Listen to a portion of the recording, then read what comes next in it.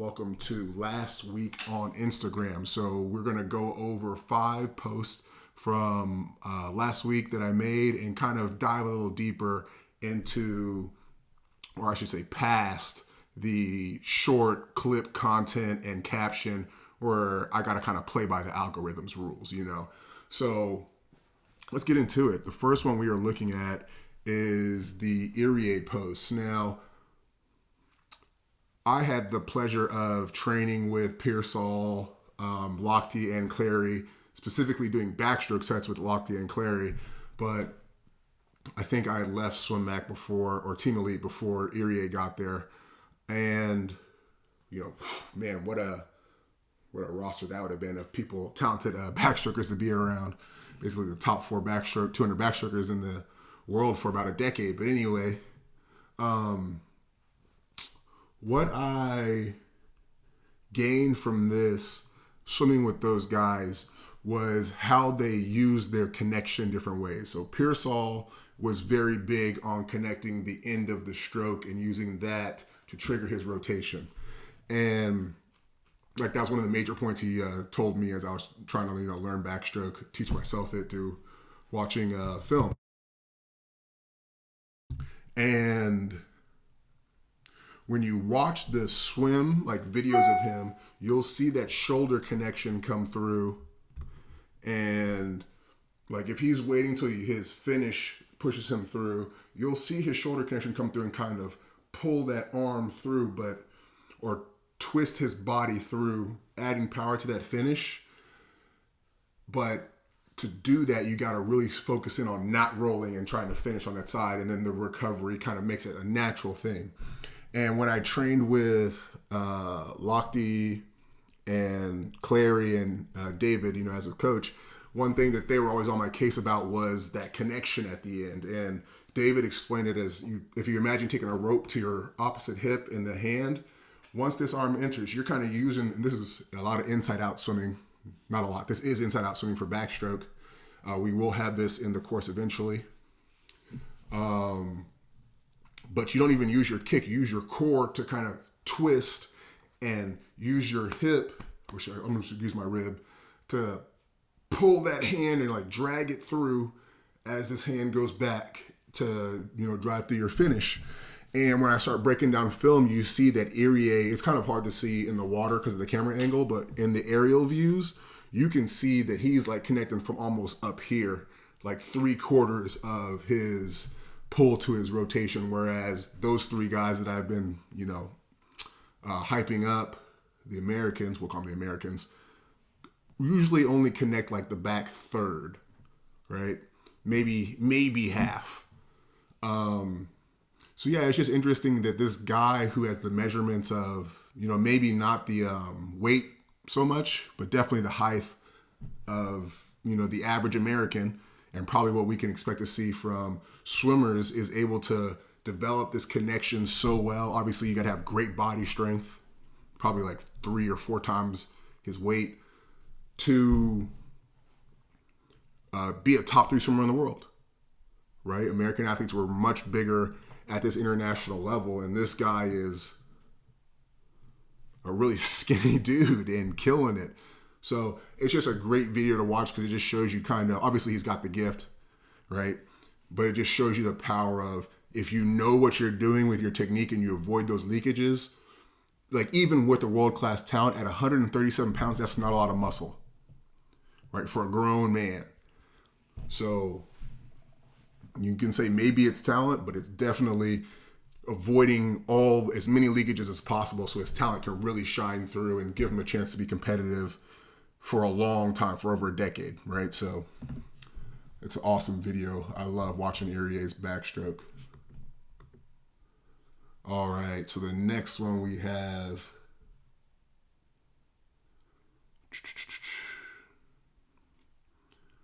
we're going here.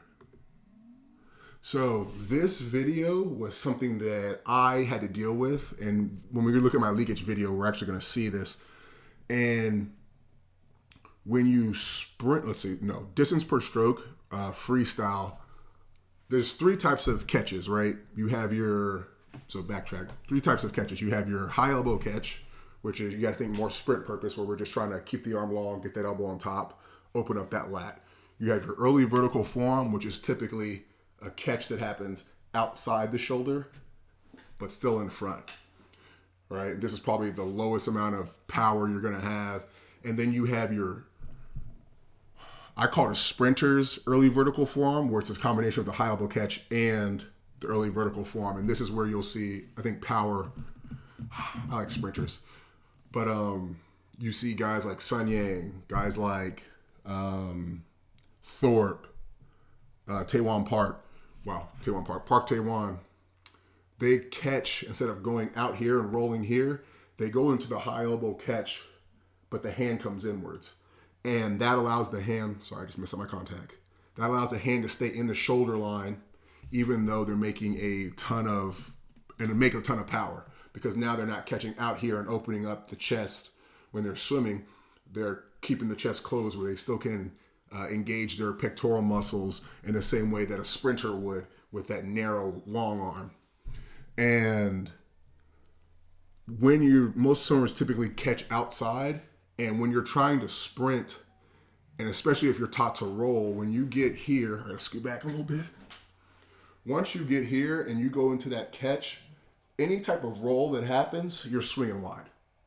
Now, I want you to think about how awkward it is to just go from this shape outside your shoulder line, and even if you can get it in front, which is a lot more difficult, but you go here, and then you gotta roll and bring it across your body, right? Like, that's the only way that you can make that work, is if you bring it across so that it can stay in a straight line. But like, look how weird that is. Nobody's telling their swimmer, hey, once you do your high elbow catch that's wide and incorrect, your hand needs to feel like it's literally pointed sideways, right? So what happens is this mistake where they catch and then they're swinging wide, and then you can see her other hand kind of stays narrow. So she probably breathes to her, let me think about this.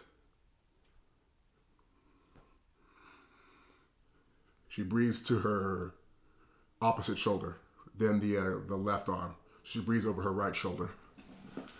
Because that's usually when people have like a little bit of a gallop, where they'll come in and then they go boom here and pull through. And then the gallop stroke where they bounce up is usually a sprint stroke and stays narrow.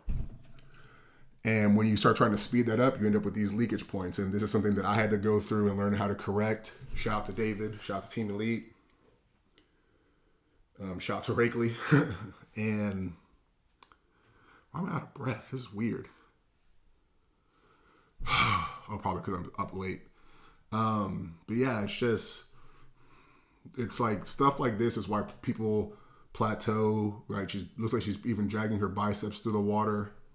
Very easy way to make her a much better sprinter, right? And this is where, like, even a lot of times, like, slowing down the arms and just making sure that you finish through, so not over swimming. Man, why am I out of breath? Not over swimming can make her swim faster, just because it's less error. It's less her shifting herself sideways and then having to overcompensate coming back. So I've been there, homegirl. I've been there.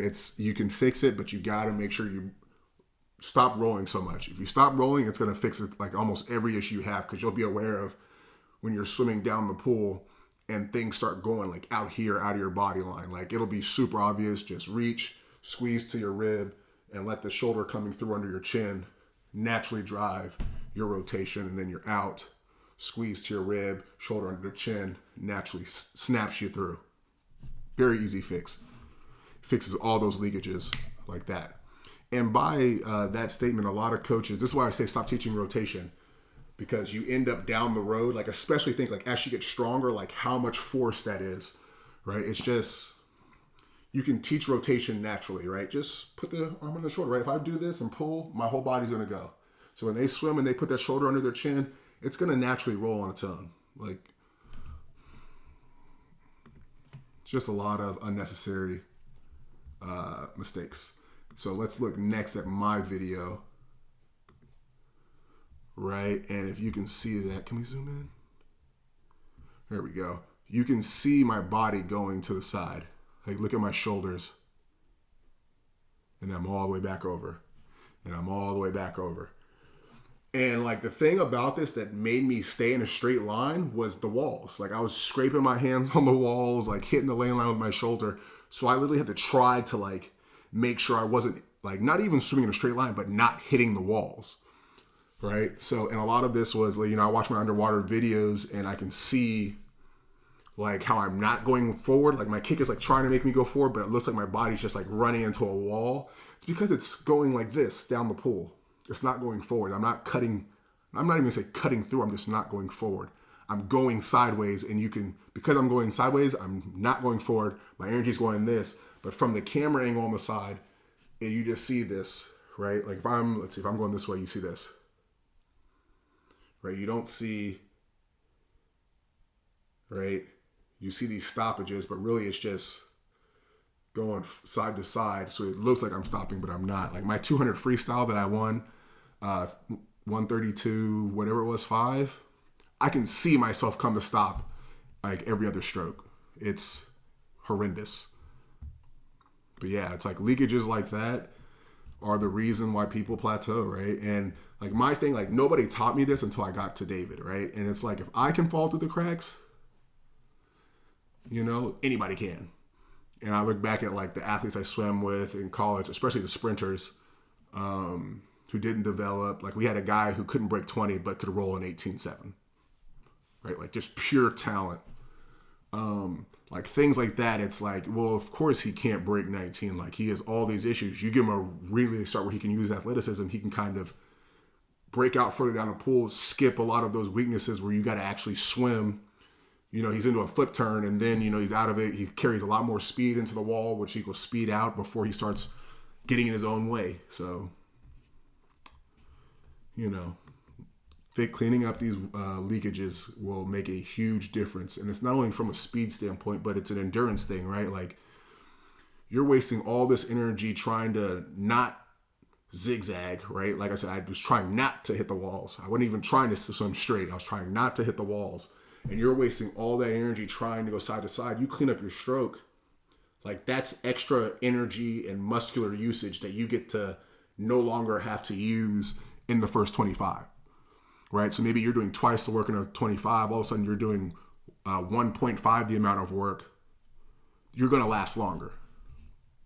So it's not even just the first order solution of fixing those leakages. It's all the second and third and fourth orders that come from fixing that. That's where like the speed and the things where I say like this is a AAA product, performance product for the bottom 60% of athletes. It's like, yeah, because you fix your stroke, they're going to be training their muscles, but now their endurance lasts longer just because they're just as a result of a second order benefit. Okay, we got the McEvoy one. All right, so this may be a short one. When I mastered this, there's a hand height thing also, and then being able to take this uphill thing. And when coaches say like swim downhill, I think a prerequisite is swimming uphill. Most swimmers have a posture where they're swimming, sprinters have a posture where they're swimming uphill. So you got to think about it like they think they're flat. So if a coach is like, hey, I need you to swim downhill, now they're flat, but to them and their motor skills, they think they just did this. Right? Excuse me. So, like, you see this video, and once I was able to, not like even just swimming like this, but take it from there and swim a little bit more downhill, the lift I was getting on my body, even though it wasn't a lot like this because I wasn't going all out, but just a little bit of lift that I was getting from having a good posture and exerting power to basically manipulate drag to my advantage. Like that's all it is, manipulating frontal drag. So I'd hit the water and the lift that it would happen, my training objective was to use that power, like the power was used to sustain the speed minimum that would give me the lift I needed, right? It wasn't to try and go forward. So, but it didn't work without the posture, right? Because then I couldn't create the power because now I'm here instead of here in front of my chest where I'm strong. And like I said, I was I was a sprinter's vertical forearm. That may not be the right word because you don't do it when you're sprinting. But like I could feel the difference. Like I could feel like when I would hit that catch, and you gotta think about like, yeah, it creates lift, but then the moment that hand goes in front, like you have the lift and you're slicing through. Like it's a magical feeling. Like how easy it is to sustain that speed. Right now at slow speeds, you're wasting energy, right? And you're creating drag. But when you get enough speed to get the lift, like maybe it costs 10 energy to go 10 miles an hour, right? But all of a sudden you spend 15 energy and now you're going 20 versus somebody who's flat maybe has to spend 20 energy to go 20 miles per hour, if that makes sense. Or kilometers per second, whatever you guys call it over there around the rest of the world. That's not America. But yeah, it's like, it's crazy. Like when you have that posture and you're swimming just to create, like make the water push you up on the surface, like your efficiency goes through the roof. I swear, like I could tell the difference, especially once I could get a little bit more downhill, like, oh, big time, big difference. All right. In our last video,